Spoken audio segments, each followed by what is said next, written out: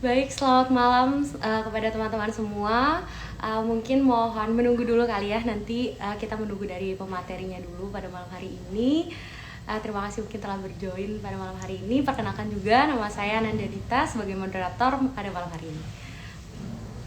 Kita nanti akan mulai joinnya, mulai start live IG-nya itu pukul 19.00. Namun kalau misalnya nanti ada pemateri datang lebih cepat, kita akan memulainya juga lebih cepat. Mau ditunggu ya teman-teman semua.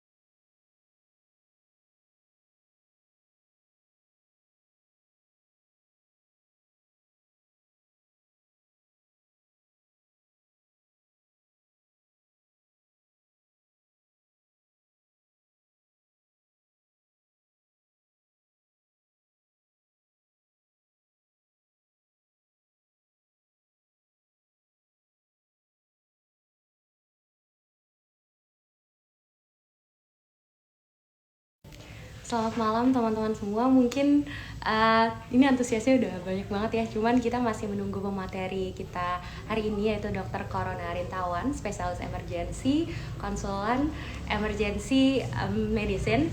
Jadi kita menunggu dulu ya. Mungkin dari teman-teman semua juga kalau misalnya nanti ada pertanyaan, boleh banget dikirim aja via chat atau di question box nanti, supaya nanti dari panitia bisa membantu merekapnya. Oke, baik. Mungkin ini Dokter Corona sudah join. Saya izin invite ya dokter.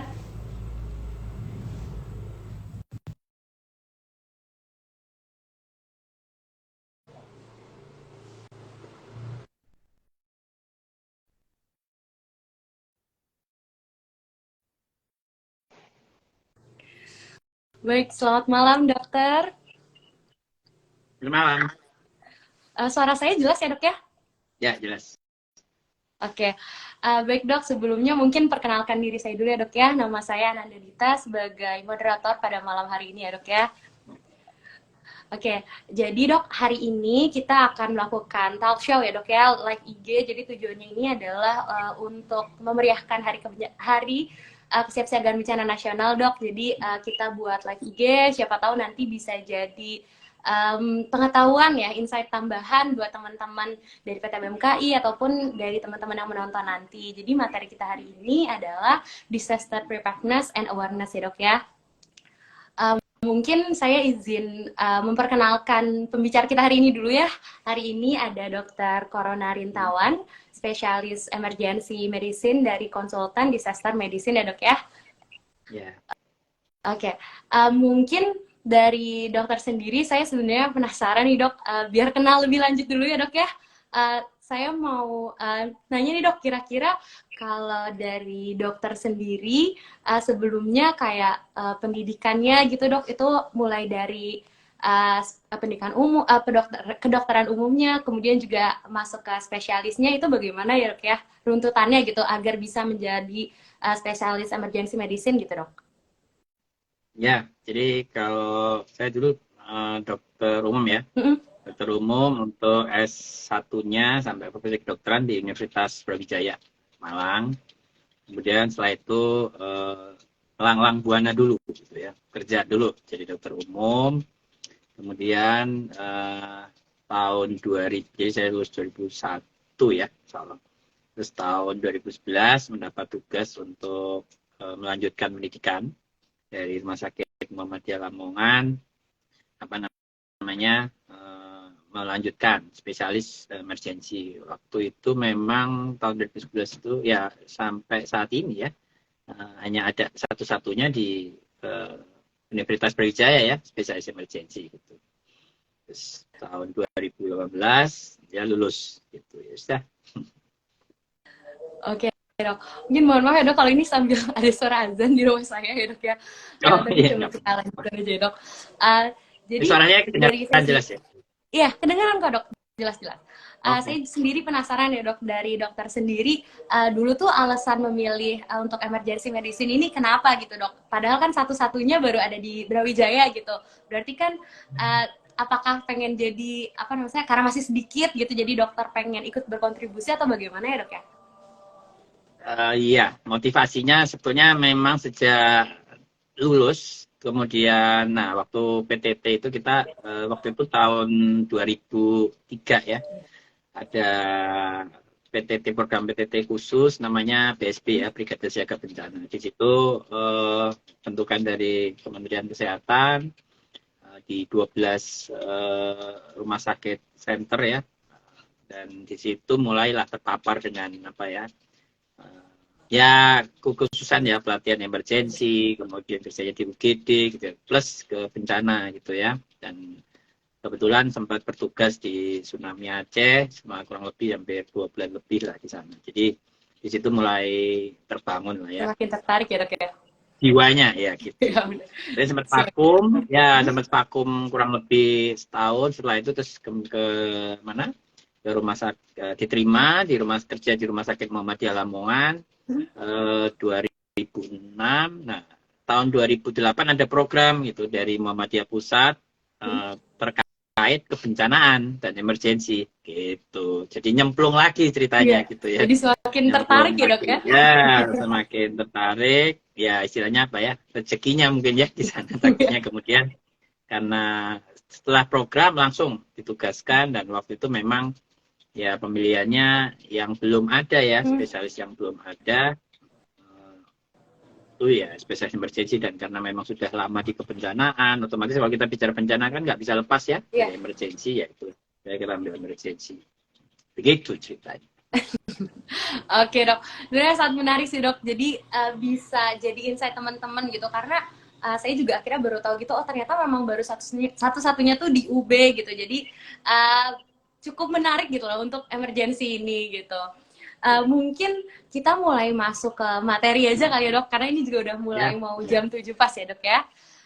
Jadi mungkin biar teman-teman tahu dulu, Dok ya, dari dasarnya gitu. Kalau misalnya dari preparedness and awareness-nya itu kira-kira apa sih, Dok, yang apa ya, pengertiannya dulu gitu loh, dari dalam kesiapsiagaan bencana nih apa gitu, Dok?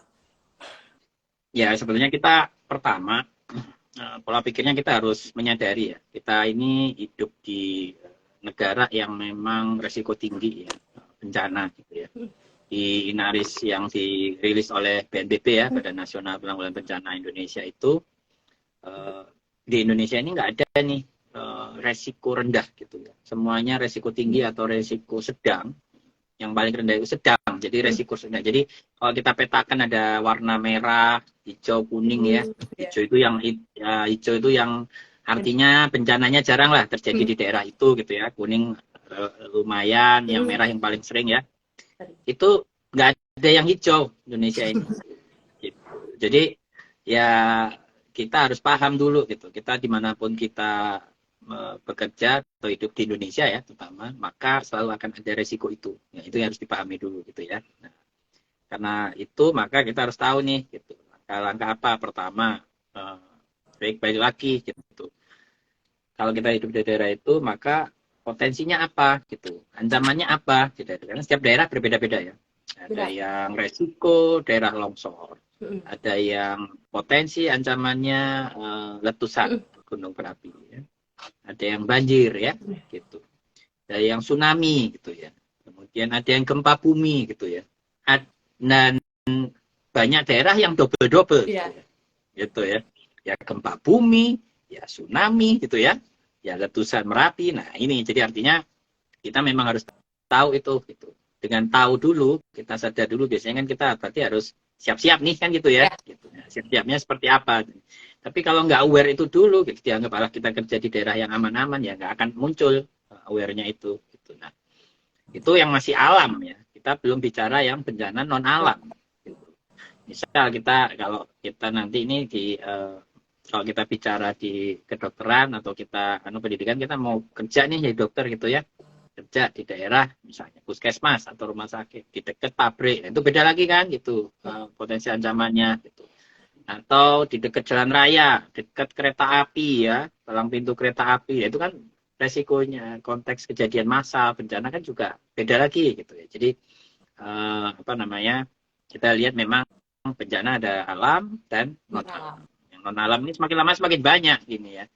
Bahkan yang alam pun gitu, beberapa referensi menyebutkan alam itu sepenuhnya bukan karena alamnya gitu. Jadi memang kadang memang karena pengaruh dari perilaku manusianya ya, Dok ya? Manusianya juga gitu. Misal nih banjir, atau yang gunduli hutan juga orang-orang di situ gitu kan. Jadi sebetulnya bukan alam murni ya, tapi memang karena ini gitu. Karena pengaruh dari manusianya gitu. Jadi saya kalau di referensi itu ada man-made ya, buatan manusia. Nah, ini kalau banjir sih ya banjirnya airnya enggak, tapi man-made-nya yang dibuat manusia kan gundulnya, hutan gundul itu kan juga termasuk potensi. Nah, itu salah satu. Jadi kita sebetulnya konteksnya langkah pertama adalah kita memahami dulu di mana kita hidup, di mana kita berdomisili, di mana kita bekerja, itu resikonya apa di situ, ancamannya apa. Yang paling sering muncul apa nih? Pernah kejadian apa di sana? Nah, itu kita harus, dengan begitu kita akan tahu, kita bisa prepare gitu ya. Karena setiap masing-masing bencana kan ada prepare-nya ya, kesiapsiagaannya mungkin yang khusus, ada yang umum, ada yang khusus, seperti itu sih. Ya Dok, jadi intinya kalau tadi harus awareness dulu, baru preparedness-nya ya Dok ya, berarti? Iya, awareness-nya dulu gitu ya. Oke. Kalau enggak nanti preparedness-nya terasa ini, terpaksa. Ya, terpaksa, benar juga sih Dok, terpaksa. Benar juga, iya, bukan karena kalau misalnya tadi kan kata dokter ada beberapa macam bencana ya Dok ya, kayak misalnya alam sama non alam gitu.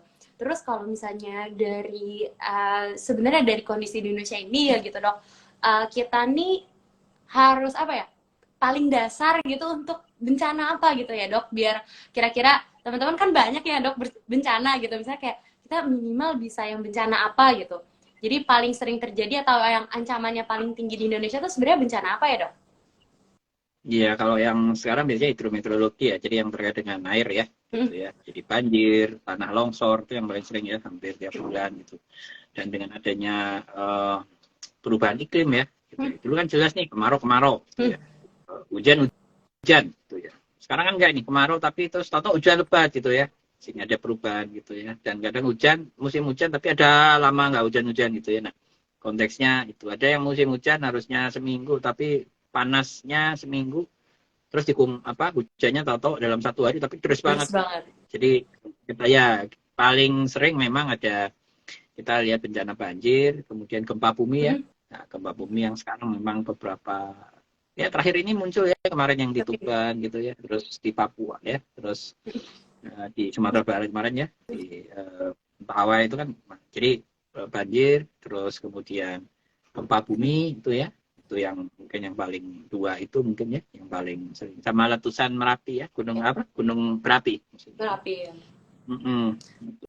Oke, kalau misalnya tadi juga kan sempat dokter sebutin ya Kak, dari kesiapsiagaan ini ada yang umum sama yang khusus. Nah mungkin juga boleh Dok dijelasin kira-kira perbedaan yang secara umumnya itu seperti apa, secara yang khususnya juga seperti apa Dok?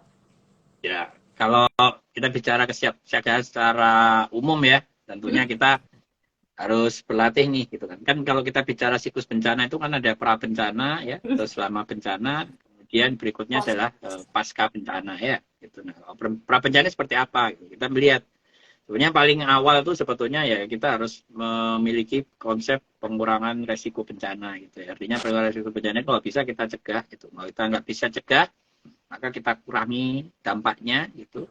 Kemudian kita tingkatkan kapasitas kita. Nah, gitu. Jadi pencegahan nggak bisa nih gitu. Berarti apa nih? Berarti kita harus lakukan mitigasi gitu ya, atau pengurangan dampaknya seperti itu. Misal nih banjirnya ini tiap tahun nih, gitu. Kan sudah tahu nih banjir tiap tahun, gitu ya muncul. Maka supaya tidak terjadi, kita bicara bencana kan artinya harus ada apa gangguan ya fungsi kehidupan gitu ya. Terus kemudian yang itu menimbulkan dampak korban jiwa, kerugian harta benda, dampak psikologis ya seperti itu, kerusakan lingkungan. Nah, maka kita harus kurangi itu dampaknya. Misalnya banjirnya nggak bisa ini banjirnya cegah misalnya nih, karena memang faktor-faktor alam ya, gitu. Curah hujan, kemudian ada apa namanya apa istilahnya badai segala macam ya, yang segala macam. Jadi itu maka kita harus kurangi. Nah, hal-hal seperti itu yang secara umum maka kita bisa melakukan misalnya prepare gitu. Kita harus latihan gitu. Latihan kalau terjadi kedaruratan itu namanya kesiapsiagaan gitu ya. Kita tingkatkan kapasitas kita. Kapasitas kita apa? Mengelola misalnya membuat program-program di lingkungan sekitar gitu ya. Siapsiagaan apa namanya latihan kedaulatan, bagaimana menolong orang ya gitu, bagaimana memilah ini korban luka ringan sedang berat gitu ya gitu. Sehingga nanti kita bisa melihat gitu ya, masyarakat tuh itu memilah, namanya kita istilahnya triase ya, konteksnya triase, peningkatan kapasitas untuk triase gitu ya. Itu secara umum mau apa namanya bencana apapun, kalau memang masyarakatnya, petugas kesehatannya bisa melakukan triase, bisa memilah gitu, tidak memindahkan bencana ke rumah sakit gitu. Jadi yang ringan-ringan udahlah nanti ditangani di puskesmas, di kalau itu yang berat baru, yang sedang atau berat baru dikirim ke rumah sakit. Jangan semuanya langsung dikirim ke rumah sakit ya seperti itu. Itu contohnya peningkatan kapasitas ya. Gitu. Jadi kalau kita bicara kesiapsiagaan itu peningkatan kapasitas. Kemudian mau bencana apapun ya kita harus latihan. Gitu. Nggak mungkin atau kamu ujian gitu tapi nggak ada tryout gitu misalnya, kan kaget juga kan gitu ya. Jadi harus kayak misal kita bikin tryoutnya ya istilahnya kalau kita di pendidikan itu. Nah ini kalau konteksnya bencana maka kita bikin simulasi itu konteksnya kesiapsiagaan gitu. Simulasi bencana gitu ya. Nah tentunya skenario nya nanti apa namanya menyesuaikan mau skenario apa nih gitu. Bencana banjir, bencana letusan Merapi. Nah nanti setelah itu baru masuk ke khusus gitu ya. Kalau letusan berapi berarti apa nih? Nah, berarti ada skenario apa evakuasi gitu ya, yang aman dari jalur apa lahar gitu ya. Gitu. Kemudian ada sistem peringatan dininya gitu ya. Kalau Merapi kan jelas ya. Nah, gitu. Ikuti channel apa namanya pusat vulkanologi gitu ya dan geologi itu gitu ya. Jadi itu yang apa namanya harus kita lakukan gitu. Kalau banjir gitu misalnya ada beberapa daerah yang sudah ada peringatan dininya gitu ya. Misalnya yang di Jakarta ya gitu. Tinggi air sekian kan itu ya. Nah, sudah ada. Nah, itu harus dipantau gitu sehingga pada saat itu sudah semakin tinggi ya kita harus aware apa nih harus dilakukan. Nah, untuk bisa melakukan itu, nah di kesiapsiagaannya kan harus dilatihkan simulasi. Gitu. Jadi bikin simulasi ya, latihan, bikin simulasi, bisa menolong kalau kita bicara ngomong masyarakat, pertolongan pertama kan gitu. Itu ngomongnya kita bicara kesiapsiagaan. Itu sih kalau untuk kita ya, gitu ya, sistem. Bikin sistem yang ini. Ada beberapa yang memang nggak susah. Misalnya banjir bandang itu kan kadang nggak bisa ya simulasikan gitu. Siapkan betul gitu. Banjir bandang itu kan hal yang memang kadang kita tidak terduga gitu ya.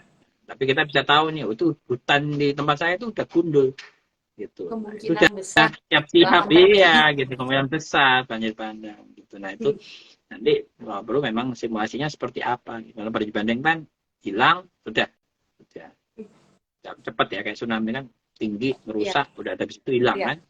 biasanya kerusakannya cukup besar. Tapi cepat. Tapi kalau banjir seperti di Jakarta, banjir yang di Semarang, seperti itu, ya nggak cepat, tapi naiknya pelan-pelan gitu ya. Terus, tapi lama, Masih gitu bisa kan. Nah, dipantau gitu. ada sudden onset, ada slow onset, gitu. Mm-mm. Tapi intinya Kalau memang kalau secara umum latihan dan simulasi itu yang mesti kita. sebenarnya kalau misalnya pelatihan dan simulasi ini tuh peran siapa ya dok ya? Maksudnya ini kan kita misalnya memberi edukasi kepada masyarakat juga, misalnya kepada tim medis juga, atau misalnya kepada tim BPBD gitu, yang bertugas sebenarnya gitu untuk mengadakan simulasi ini tuh sebenarnya pihak mana ya dok ya gitu sebenarnya gitu pada perannya gitu. Ya, pihak manapun yang punya andil. Misal ada konsep di penanggulangan bencana kan kita ada punya peta edik ya, gitu. Ada masyarakat ya, kemudian pemerintah gitu ya, dunia pendidikan ya, dunia usaha sama media. Gitu ya, ada 5. Nah, 5 ini nggak bisa dipecah-pecah konteksnya. Jadi memang semuanya harus terlibat gitu. Misal nih dalam konteks simulasi, mungkin yang ahlinya memang misalnya BPBD ini ya, gitu, ahlinya. Tapi mungkin dananya bisa join nih kalau BPBD nggak ada dana misalnya, atau dananya udah kepakai untuk respon gitu ya, tapi untuk simulasi mungkin diambilkan dari dunia usaha gitu. Mungkin ada perusahaan yang mau harus bisa bantu gitu ya untuk jadi betul. Jadi konteksnya ini karena misal di dunia usaha di daerah itu gitu ya. Kalau ada bencana kan dia juga akan terpengaruh gitu kan. Nah, jadi konteksnya seperti itu. Dunia pendidikan misalnya. Nah, untuk menyelenggarakan kepanitiaannya gitu misalnya nih. Jadi sebetulnya kalau kita bicara siapa yang tanggung jawab, ya kita semua sebetulnya tanggung jawab. Ya, harus dimulai dari siapapun itu gitu. Jadi nggak bisa ini nunggu inisiatifnya BPBD nih gitu. Nggak bisa. Harus kita bersama yang itu. Oke dok, jadi intinya sesuai dengan peran masing-masing ya dok ya. Jadi sebenarnya kita bisa ikut berkontribusi juga untuk membantu menyiapkan gitu apabila nanti terjadi bencana. Kita semua udah punya peran masing-masing gitu. Kalau misalnya tenaga medis ya pada tenaga medis. Nanti kalau misalnya masyarakat ya memang untuk lebih ke arah menguranginya tadi gitu.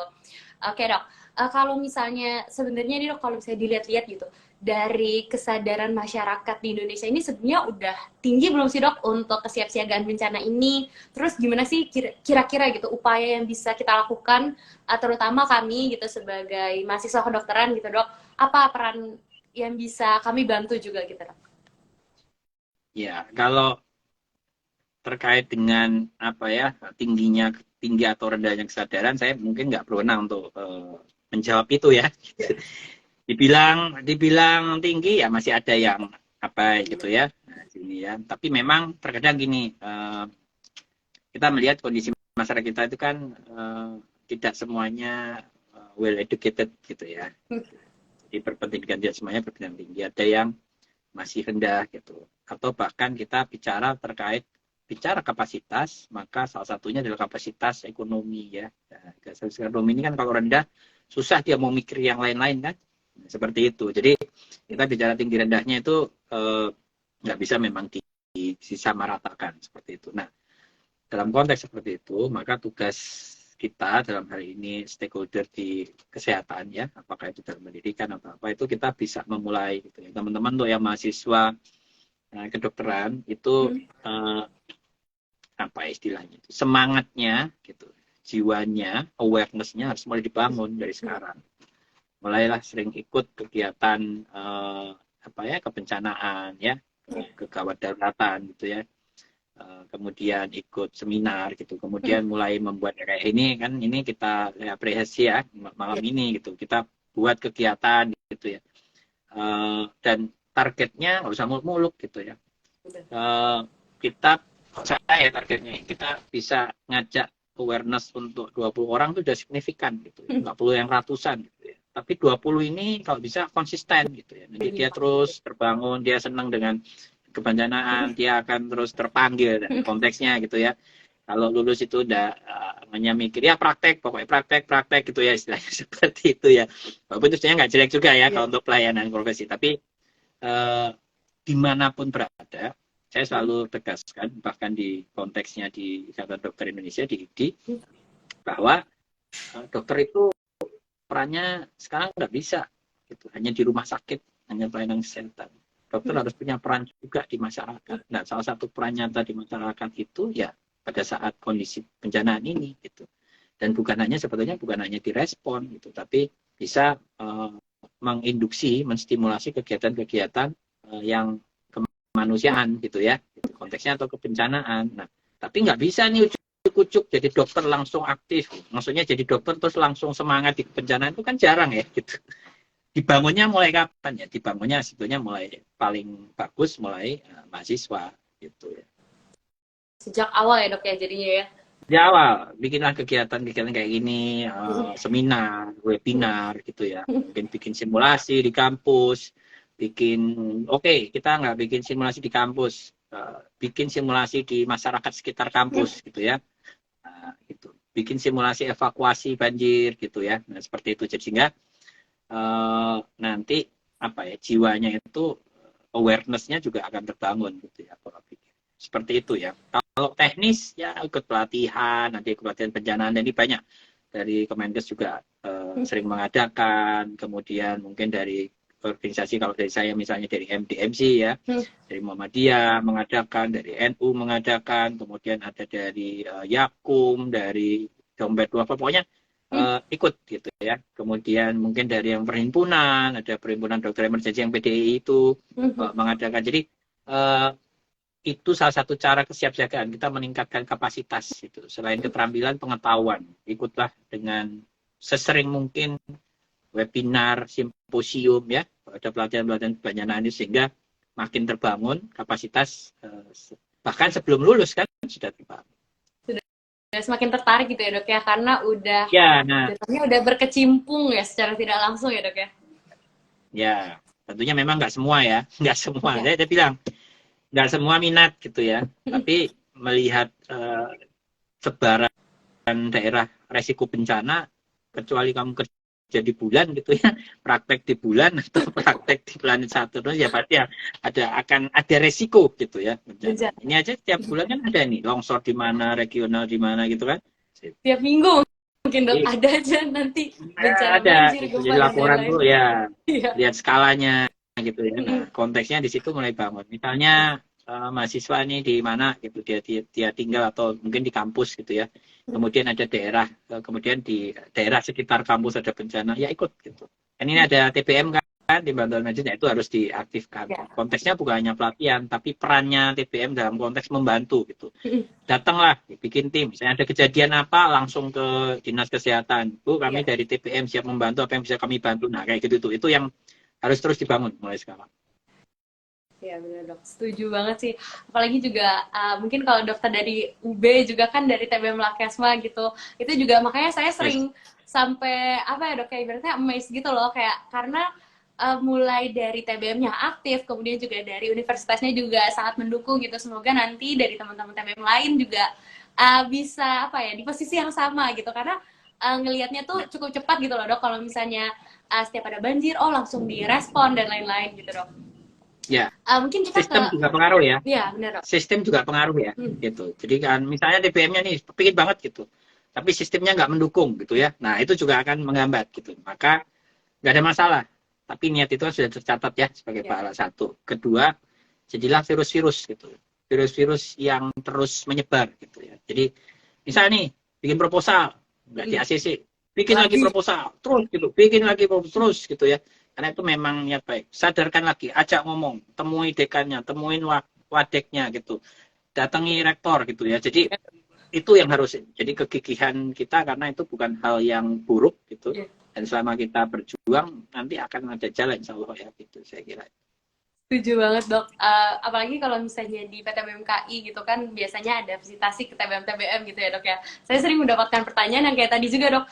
Gimana ya cara ngebuat tim turun bencana atau tim reaksi cepat? Karena dari kampus kami kurang mendukung.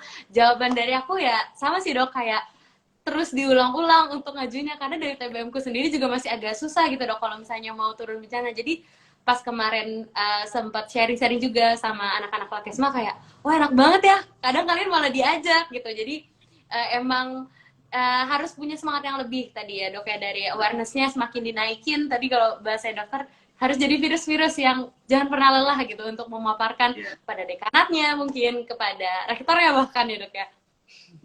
Ya jangan kalah sama virus COVID lah ya. Kalau saya nggak bilang virus corona ya. Kan virus COVID, coba lihat virus COVID kan, gitu aja dapat vaksin, dia bermutasi gitu ya, kemudian menyebar. Dia dikasih vaksin ini lagi, ya, kasih mutasi, bermutasi lagi sampai sekarang menyebar. Nah, konsep kegigihan itu ya, yang mungkin harus kita ini bikin MOU gitu ya teman-teman. Mungkin ini gimana nih channelnya supaya bisa jalan MOU dengan ID setempat gitu ya, dengan Ikatan Dokter Thomas, karena kan mahasiswa kedokteran ya gitu. Datangi kantor ID cabang gitu, bikin MOU gitu. Dok, nanti ini kami kalau ada bencana kami siap dipanggil gitu ya, segala macam gitu ya. Nah, kayak gitu itu salah satu cara ya gitu. Datangi dinas kesehatan gitu ya. Kami dari tim bantuan medis nanti kalau ada siap, kami akan siapkan timnya gitu. Nah, di sisi internal disiapkan itu gitu ya. Nanti dengan adanya MOU gitu kan harus ke dekan kan, gitu. Otomatis universitas juga dalam hal ini fakultas kedokteran kan harus punya poin juga ya, pengabdian masyarakat gitu. Itu jadikan alasan gitu ya. Pengabdian masyarakat tuh yang apa ya, life sustain ya, sustain itu yang sustainable, yang jangka panjang itu juga jangan baksos lah. Baksos itu kan intermittent dan saya kira konsep-konsep pengurangan resiko, program pengurangan resiko bencana khususnya masyarakat. Jadikan program utamanya di fakultas gitu ya, fakultas kesehatan atau fakultas kedokteran gitu, karena itu akan sustain tiap tahun gitu, nya gitu mungkin akan meningkat. Kemudian nanti ada program, ada bencana bisa terjun langsung, siapkan pendanaannya kan gitu kan bisa dibuat gitu. Tapi kalau baksos kan hanya insidental gitu ya, segala itu kan enggak, bukannya itu jelek enggak, tapi saya kira mungkin bisa diarahkan ke arah yang sustainable, yang jangka panjang gitu. Nanti bisa diteruskan ke adik-adiknya. Ini program nih, misalnya kampung binaan gitu ya, siaga bencana, fakultas kedokteran mana gitu ya. Gitu. Nanti kan sudah kampung itu, jadi mau tiap tahun, 10 tahun, ya kampung binaannya itu. Sehingga nanti bisa dilihat juga itu parameternya. Dari sebelum dibina menjadi binaan, setelah menjadi binaannya fakultas kedokteran, kualitasnya seperti apa, gitu, progresnya seperti apa. Nah itu daripada sekedar baksos kan nggak bisa dilihat. Gitu setuju sih. Salah satu triks ya, tips. Jadi tadi mulai diselip-selipkan dari kegiatan dari mahasiswanya juga ya dok ya. Sebenarnya kalau misalnya dari saya sendiri ya dok ya, sering sih kayak tukar-tukar ya obrolan, tukar pikiran gitu sama teman-teman, banyak yang mau. Cuman mungkin tadi dok sekali ngajuin proposal ditolak, terus kita kayak oh kayaknya nggak bisa nih gitu. Nah, mungkin tadi kita harus lebih gigih lagi untuk mengajukan proposal tersebut ya dok ya. Terus gigih terus gitu. Saya juga banyak pengalaman, nggak setahun 2 tahun sampai harus nunggu 5 tahun 6 tahun baru berhasil apa yang kita usahakan. Kalau teman-teman kita ya oke lah. Kalau kedokteran kan 4 tahun ya konteksnya ya. 4 tahun. Kalau profesi kan sudah agak susah ya. Maksudnya profesi sudah koat, sudah sibuk ya. Maka selama 4 tahun itu ya harus mulai dimaksimalkan gitu. Ini nggak berhasil, harapannya tahun depannya lagi terus sambil memperkuat itu tadi, bikin MOU gitu ya, memperkuat bargain ya, nilai tawarannya gitu. Ini kalau ini namanya fakultas akan naik gitu ya, populitasnya akan naik gitu. Ajukan reasoningnya bahwa ini sustain gitu ya, antara dana yang dikeluarkan dengan hasilnya bisa jauh bermanfaat hasilnya. Nah, konteks lobbying advokasi itu yang terus harus di-sharing antar fakultas kedokteran gitu. Setuju banget dok. Oke mungkin dok, tapi juga kita lanjutkan ke pertanyaan selanjutnya juga kali ya dok ya. Jadi dok, sebenarnya ini ada yang buat pertanyaan juga ya dok ya. Jadi sebenarnya kalau misalnya alur tim medis kalau mau turun ke daerah bencana, itu tuh alur secara umumnya bentuknya itu seperti apa sih dok? Ya, pertama memang kita harus siap dulu ya timnya gitu. Kita harus siap dulu untuk membuat tim medisnya gitu. Jadi seperti apa gitu. Jadi misal nih kalau ada kejadian, diharapkan tim ini kan bisa segera turun. Satu itu ya. Logistiknya gitu ya. Logistiknya, kemudian apa namanya? Anggotanya siapa aja ya gitu. Nah, itu harus disiapkan dulu. Nah, kemudian yang kedua buat jejaring ya. Jejaring itu istilahnya jejaring bisa jejaring informasi, bisa jejaring sistem ya. Misalnya kita mau berangkat, maka kita bisa join dengan teman-teman dari mahasiswa join dengan ID setempat gitu ya. Atau dengan dinas kesehatan. Karena kan sistem ya, bagian dari sistem. Nah, itu pertama.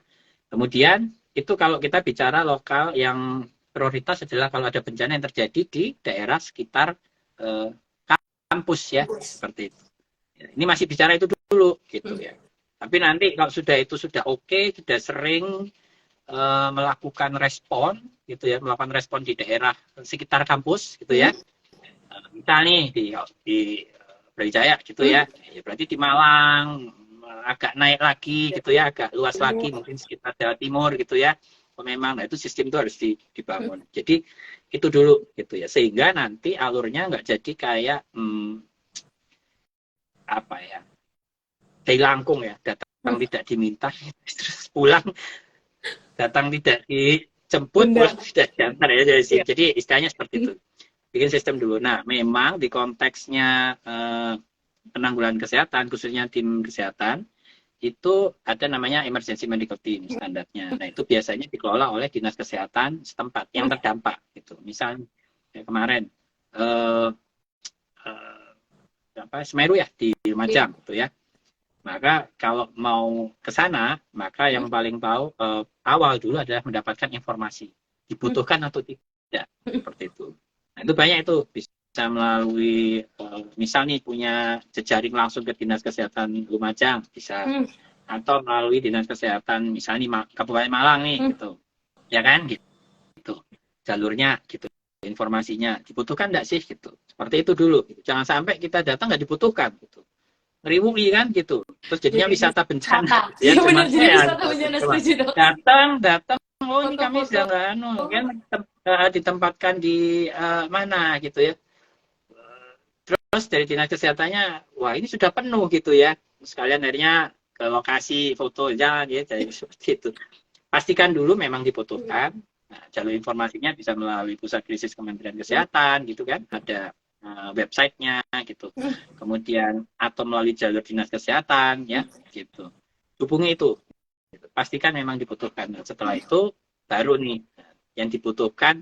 Kalau sudah dibutuhkan tim kesehatan, maka kita prepare untuk berangkat. Kita siapkan nih berapa hari mau di sana gitu. Jangan sampai kebutuhannya ternyata 7 hari nih gitu. Wah kita cuma bisa 1 hari. Nah itu baksos ya 1 hari. Nah itu yang harus ini. Nah itu yang 2. Ketiga maka kompetensi gitu. Kalau di standarnya emergency medical team penanggulangan krisis kesehatan memang yang diutamakan adalah memang yang mempunyai STR gitu ya. Karena prinsip dari penanggulangan krisis kesehatan adalah masyarakat itu bukan bahan pembelajaran. Jadi teman-teman yang memang dalam hal ini TBM harus memastikan siapa nih pendampingnya gitu. Siapa sih dokternya yang akan mendampingi? Boleh dosen, boleh dari ID misalnya disepakati join tim ya gitu. Oke. Dari ID kemudian ada dari mahasiswa kedokterannya join di situ boleh. Atau mungkin melalui organisasi misalnya MDMC join dengan MDMC gitu ya. Dipastikan memang ada dokternya di situ sebagai pengawas, pembina yang punya STR. Sehingga intinya tidak dianggap belajaran ya. Gitu. Jadi nanti itu satu. Kedua nanti keuntungannya kan nanti bisa belajar dari yang sudah memang pengalaman ya seperti itu. Gitu. Nah setelah itu maka baru berangkat gitu kan. Setelah pasti kebutuhannya di sana kita mungkin oke, ini kami butuhkan siap silakan datang gitu ya. Gitu. Berangkat di sana nanti bertugas. Jangan lupa nih yang sering kali dilupakan melaporkan. Hasilnya itu kan. Jadi kalau datang ya laporan harian ke dinas kesehatan. Kadang datang ditempatkan di lokasi pengungsian udah nggak pernah ada laporan. pasiennya berapa, apa yang dilakukan, terus tato pulang gitu aja ya. Terus, loh, tato kok nggak ada timnya belum. Nah, itu jangan sampai. Jadi setelah datang, maka lapor ke dinas kesehatan setempat. Kami tim ini, kami bawa berapa orang, kami akan melayani standar kami bisa melayani apa saja gitu ya. Kemudian kami akan bertugas selama berapa hari gitu ya. Nah, kami siap satu hal ya, kami siap dengan kebutuhan kami sendiri gitu. Jangan sampai nanti datang minta tenda, minta macam-macam ya gitu ya. Harus konsepnya tim kesehatan itu self sufficient. Kita harus bisa mandiri gitu. Seperti itu. Jadi jangan sampai merepotkan itu gitu ya. Seringkali itu kan langsung berangkat orang doang gitu ya. Gak bawa apa-apa. Kalau di sana bingung kami, ya gitu kami ditempatkan di mana? Lah dinas kesehatannya juga nanya nih, bawa apa aja? Ya saya bawa saya sendiri gitu ya sih. Jadi ini akan merepotkan gitu, jangan sampai merepotkan. Nah, setelah datang, ya juga bertugas melaporkan ya, laporan harian gitu. Kemudian pada saat nanti selesai, tetap laporan pulang. Gitu ya. Pulang juga laporkan kami pulang sudah bertugas berapa hari, macam.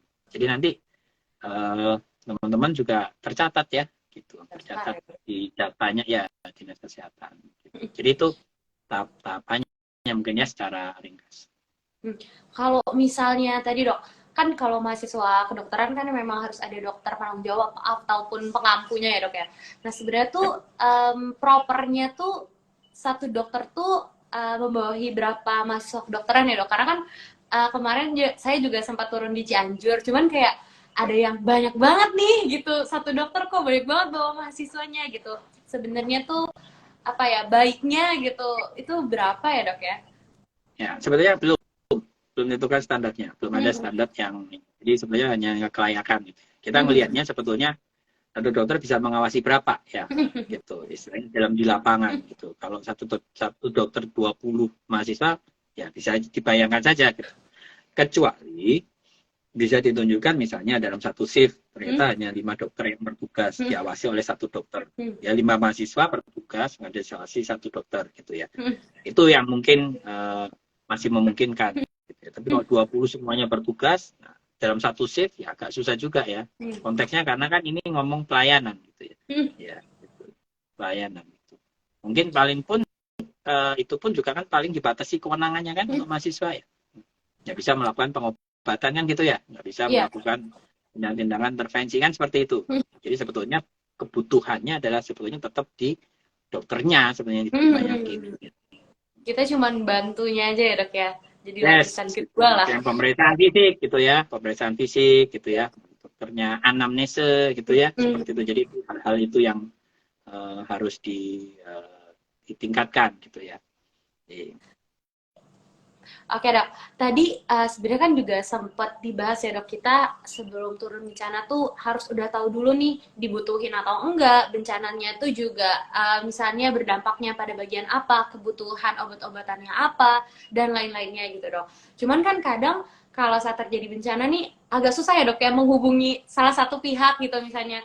Jadi sebenarnya tuh ada beberapa misalnya tujuannya tuh kemana aja dok kira-kira kalau misalnya contohnya kemarin kayak ke Dinkes, misalnya Dinkes baik banget slow respon gitu, kita harus menghubungi ke pihak yang mana ya dok untuk mengetahui lokasi bencana tuh seperti apa tapi datanya tuh valid gitu, karena kan ada juga beberapa informan gitu yang memberi informasi sebenarnya kurang sesuai gitu dok sama lokasi kejadiannya gitu. Ya kalau itu sih masalah umum. Jadi memang intinya memang kumpulkan sebanyak mungkin informasi, mau jalur non formal mau formal. Tapi memang untuk izinnya memang harusnya ke jalur formal ya. Di konteksnya ini sekarang memang Kementerian Kesehatan, Pusat Krisis Kementerian Kesehatan juga sedang mengembangkan itu untuk memperbaiki kapasitas dinas kesehatan di daerah-daerah untuk bisa fast respon gitu istilahnya, untuk penyediaan datanya sehingga orang kalau mau bantu juga cepat ya tersedia. Tapi memang kalau enggak nanti bisa lewat websitenya Pusat Krisis, bisa dipantau situ kan ada IP-nya gitu ya, bisa menghubungi itu ya betul, atau melalui organisasi yang memang terpercaya ya, kayak NU, DMC Muhammadiyah, ada Dompet Duafa, mungkin Mercy selama, jadi mungkin di situ. Tapi anyway memang misalnya gitu, oke diputuskan ini masih enggak ragu, kita berangkat gitu ya, maka kita bisa melihat gitu potensinya seperti apa. Misal nih banjir bandang, oh berarti ya akan banyak misalnya, akan banyak korban dengan luka-luka gitu ya. Maka yang disiapkan obat-obat untuk trauma gitu. Gempa bumi gitu, ini pasti dalam 1-5 hari ke depan banyak yang luka-luka ya, patah tulang gitu ya, cedera trauma. Itu yang kita harus apa namanya, obat-obatnya udah bisa dibilang itu gitu ya.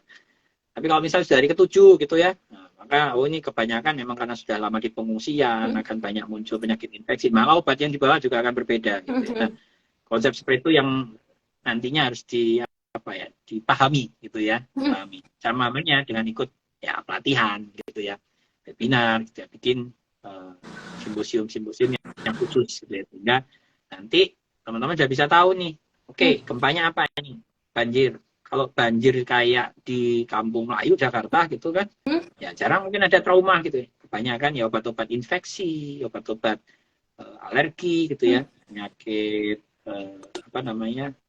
kronis gitu ya, itu misalnya seperti itu. Jadi kita bisa memperkirakan gitu jenis obat yang kita akan bawa gitu, melihat dari jenis bencananya satu. Itu yang terkait dengan logistik gitu ya. Apapun itu pada saat berangkat ya tetap lapor ya gitu ya, gitu. Nanti lapor kan ada 2, ternyata kondisinya tidak sesuai gitu. Kalau kondisinya tidak sesuai lebih parah atau ternyata over kan gitu ya. Kalau kalau over artinya kan kita nggak dibutuhkan kan, seperti itu ya konteksnya. Kalau tidak dibutuhkan, maka ya siap-siap saja pulang lebih gitu. Jangan memaksakan diri itu. Jadi dok ya, kalau dokter corona mungkin dokternya sedang terjadi gangguan sinyal maaf, ya. Putus. Iya dokter. Iya. Ya. Halo dokter. Ya. Masuk. Suara saya masuk. Ya, baru masuk dok. Oke. Ya. Putus sampai mana tadi ya? Iya, tadi udah sampai sesuai yang kebutuhan tadi dok. Jadi maksudnya kalau misalnya udah over ya kita tarik mundur lagi gitu. Yes, gitu. Jadi harus memang siap-siap seperti itu. Oke dok, sebenarnya kalau misalnya pertanyaan dari saya ini udah selesai ya dok ya. Tapi mungkin dari teman-teman yang lain kalau misalnya punya pertanyaan kepada dokter Corona, karena mumpung ada waktunya gitu ya, boleh banget ditanyain. Ini juga udah ada pertanyaan yang masuk ya dok ya. Saya izin membacakan dari Sahwaina ya dok ya. Assalamualaikum dokter. Maaf dokter, izin bertanya sebagai mahasiswa kedokteran, bagaimana peran yang sebaiknya kita ambil untuk meningkatkan kesadaran masyarakat dalam penanggulangan bencana? Pertama membangun awareness ya, di lingkungan sekitar aja gitu. Kalau lingkungan sekitar itu sebetulnya sih paling kecil ya keluarga sendiri ya gitu. Dan sampai ngajak masyarakat misalnya bikin tas gitu, tas emergency gitu ya, tas evakuasi emergency, ternyata keluarga sendiri nggak punya ya. Itu seperti itu. Jadi itu yang sebenarnya harus dibangun itu kesadarannya gitu. Nah kemudian setelah itu bisa untuk masyarakat ya tadi bisa mulai membuat program-program gitu ya. Program-program awareness gitu, ke kampung-kampung yang memang atau rawan terkena bencana yang risiko tinggi gitu ya. Bikin program di situ gitu ya, program pelatihan evakuasi gitu ya, bikin program latihan pertolongan darurat pertama pada saat terjadi bencana gitu ya. Kemudian bikin pelatihan bahwa ini daerah ini gitu ya, ternyata daerah bencana gitu, kampung ini terletak misalnya di bawah lereng gitu, gunung api ya, gunung berapi ini aktif. Nah ini ya, jadi dipahamkan awareness masyarakat itu dengan cara-cara seperti itu. Makanya memang paling bagus ya KKN ya gitu ya, konteksnya yang ya setiap tahun gitu. Di luar KKN mungkin akan dibuat tematik ya sesuai mungkin yang DBM bisa insert di situ. Oke, baik dok. Terima kasih atas jawabannya. Mungkin ini ada yang PC langsung ya, personal chat ya dokter, langsung bertanya kepada saya dok.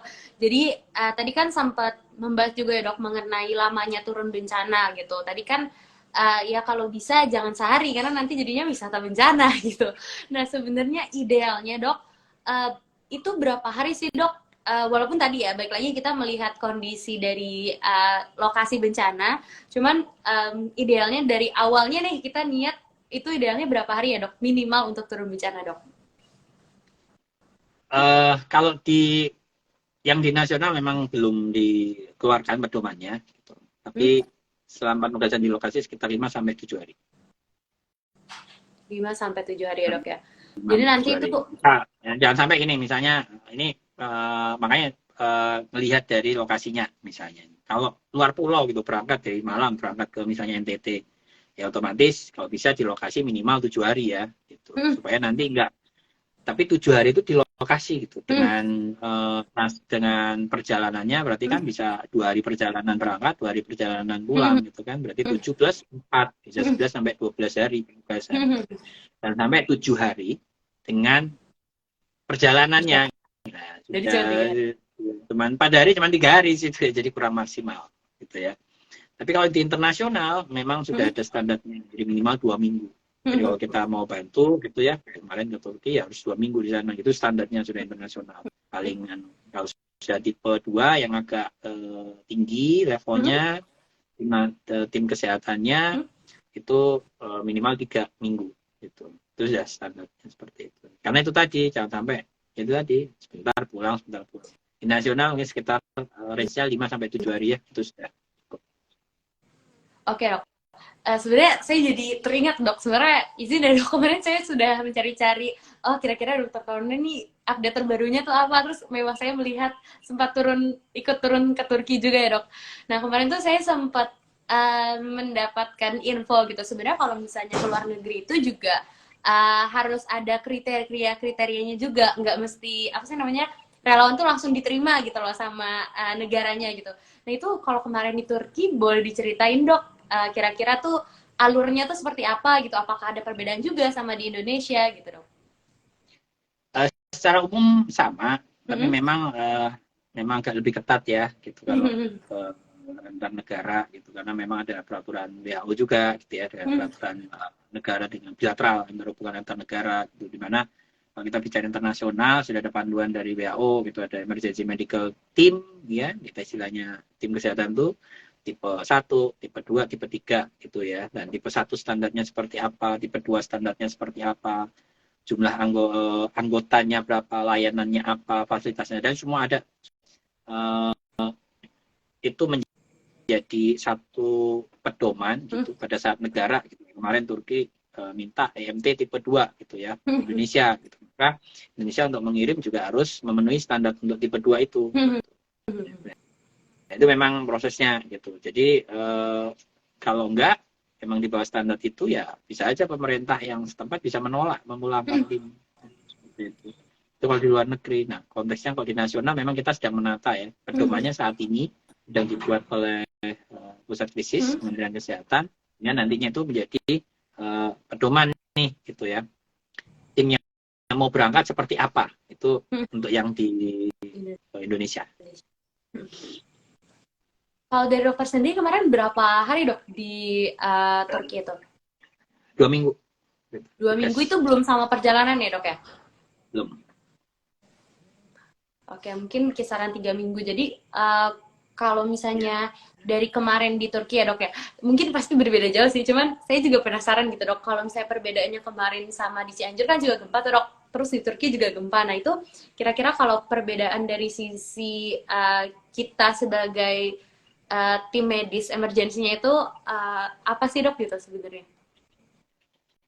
Kita bicara standar ya. Kalau sebetulnya kalau jenis korbannya kurang lebih sama Mm-mm. gitu ya. Tapi waktu itu kan kita memang datang di hari ke-7, di hari ke-7. Sehingga memang kasus-kasus trauma sudah mulai berkurang gitu ya. Makanya yang banyak muncul adalah yang kasus-kasus infeksius gitu ya.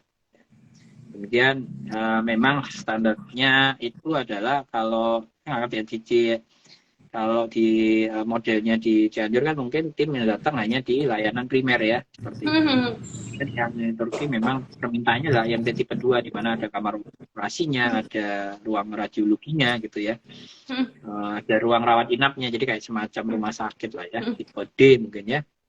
Itu yang seperti itu. Jadi perbedaannya di situ mungkin ya standarnya. Terus kemudian juga ya barang yang dibawa kan gitu ya, otomatis beda banget gitu ya. Yang bawa ke luar negeri dengan selengkap itu, dengan Cianjur gitu ya, seperti itu kan juga akan beda gitu. Komposisinya juga kemarin kita kan ada sekitar 110 orang gitu ya berangkat ke sana gitu ya, karena memang yang diminta adalah tipe 2 gitu ya.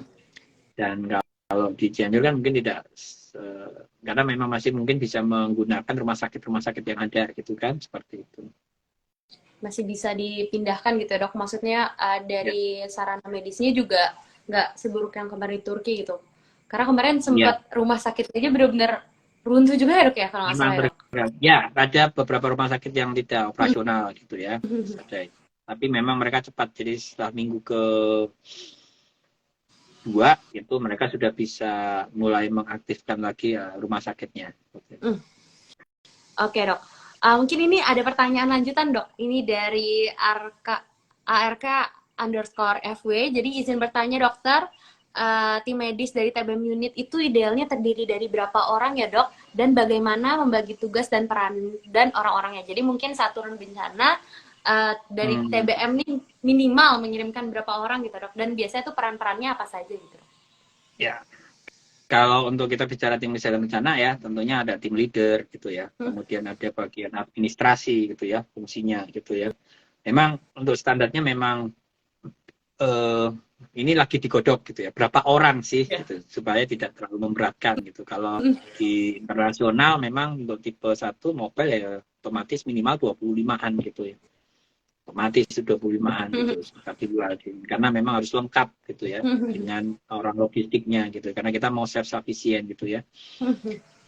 Kalau untuk DPM ya minimal harus ada yang ngurusin logistik gitu, kemudian nanti ada tim leader, kemudian ada administrasi gitu ya, kemudian ada yang bertugas klinisi gitu ya. Jangan sampai misalnya gini nih ya, kesulitan kita kan kadang dia juga menangani pasien tapi dia juga tim leader gitu, sehingga nanti dia nggak bisa ngikuti rapat-rapat gitu, koordinasi, karena dia harus misalnya melayani pasien. Nah seperti harusnya memang dibedakan gitu ya, komposisinya mungkin pelayanan satu tim leader, mungkin 2 dokter umum ya, otomatis kalau kita bicara tim emergensi ya, tim kesehatan itu kan kita nggak bisa satu profesi saja, kalau dokter saja ke sana itu kan nggak bisa gitu. Berarti harus ada, sebetulnya harus join dengan ada perawatnya gitu ya, ada dengan bidannya, itu yang standarnya untuk tim kesehatan di bencana. Makanya nanti mahasiswa saya nggak tahu, tantangannya adalah karena kan ini mahasiswa kedokteran semua, harusnya join gitu. Tapi kalau berdiri sendiri, nah ini seperti apa gitu, karena nggak ada perawatnya, nggak ada bidannya, nggak ada sanitasinya gitu kan, kecuali dokternya mau jadi perawat, dokternya mau jadi bidan segala macam, mahasiswanya maksudnya seperti itu. Jadi kita bicara ya, kita memposisikan TBM itu berarti ya levelnya memang untuk membackup dokter gitu ya, otomatis seperti itu. Oke, baik dokter. Kecuali kalau timnya dari universitas memang ada dokternya berangkat gitu ya, ya perawat dan lain-lain, jadi udah komplit ya dok. Perawatnya betul. Sampai ada mungkin di sini ada fakultas perawatan ya. Nah, gitu, bentuk tim emergency medical team punyanya universitas gitu, yang itu multiprofesi. Jadi kalau kita bicara emergency medical team itu definisinya adalah multiprofesi. Nggak hanya dokter doang, nggak ada perawat, nggak hanya perawat doang. Gitu. Ya, setuju banget dok. Mungkin kita izin lanjut ya dok ya. Ini karena masih ada beberapa pertanyaan, karena alhamdulillah di pada antusias semua ya dok ya.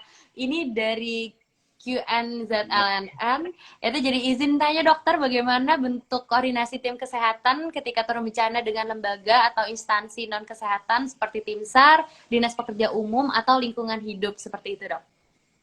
Ya, kalau untuk mahasiswa kedokteran, TPM tentunya di klaster kesehatan ya. Klaster kesehatan jadi mau memfokuskan di mana, kalau klaster itu banyak gitu ya. Ada sub klasternya, mau di pelayanan kesehatannya, mau di pelayanan gizinya, mau pelayanan ibu dan anak, mau pelayanan surveillance ya, mau. Jadi banyak gitu ya. Nah ini mau yang di mana? Kalau memang mau di pelayanan kesehatannya, maka masuknya di koordinasinya dengan klaster kesehatan ya.